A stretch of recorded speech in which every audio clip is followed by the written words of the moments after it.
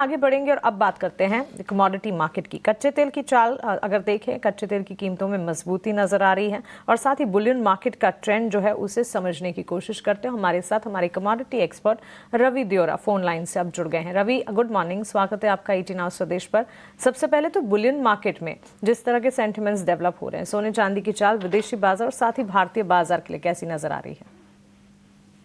Good morning. Definitely आज gold के लिए थोड़ा नेगेटिव दिन है। उसमें तीन बड़े डेवलपमेंट, एक तो इंडिया पाक का जो टेंशन थी वो खत्म हुई है टेम्पररी। आज 12 बजे उस पर क्लैरिटी आएगी। उसके अलावा यूएस ईरान के बिटवीन फिर से टॉक चालू हो चुके हैं, तो आई थिंक ये भी पॉजिटिव है।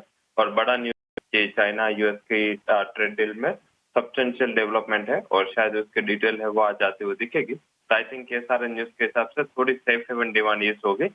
मुझे लग रहा है कि आज एक नेगेटिव डे हो सकता है। सिल्वर आउट परफॉर्म कर सकते हैं क्योंकि मेटल का अच्छा सपोर्ट यहाँ पे मिलेगा, बट गोल्ड में बिकवाली करे एंड एडजस्टेड लेवल 95,900 के बिलो आपको बिकवाली करनी है। 96,300 के स्टॉप लॉस के साथ 94,800 का एक टारगेट भी होगा। साथ में ये बिकवाली इंडियन मार्केट में ज्यादा बढ़ेगी। उसका रीजन है क्योंकि आज रुपी अच्छी तरह अप्रिशिएट होगा और उसका भी एक नेगेटिव इम्पैक्ट है गोल्ड के प्राइसेस में आता हुआ दिख सकता है। ठीक है, तो चलिए, गोल्ड में डाउनसाइड विजिबल नजर आ सकती है। 94,800 के टारगेट को ध्यान में रखते हुए सेल कॉल इनिशिएट करने की राय, सेल स्ट्रैटेजी इस वक्त बनती हुई। On the flip side Ravi, कच्चे तेल की चाल में हम देख रहे हैं मजबूती है। ब्रेंट के दाम करीब $64 के आसपास ट्रेड करते हुए और घरेलू बाजार में भी अगर आप देखेंगे मजबूती देखने को मिल रही है। क्रूड पर सेंटिमेंट्स क्या डेवलप हो रहे हैं, आज के लिए स्ट्रैटेजी क्या होगी? इमीडिएट ओपनिंग नेगेटिव होगा क्योंकि एडजस्टेड क्लोजिंग है। जब हमारे मार्केट क्लोज हुए थे उसके बाद यूएस में करेक्शन आया था और साथ में जो यूएस एंड ईरान के बिटवीन भी ट्रेड टॉक चालू हुई, मीन्स के डिफेंस टॉक चालू हुए, तो इसका भी एक नेगेटिव इम्पैक्ट आ सकता था। हालांकि डील के हिसाब से आज लोअर लेवल से मुझे लग रहा है कि अगर गैप डाउन ओपन होता है तो एक बाइंग की अच्छी अपॉर्चुनिटी होगी।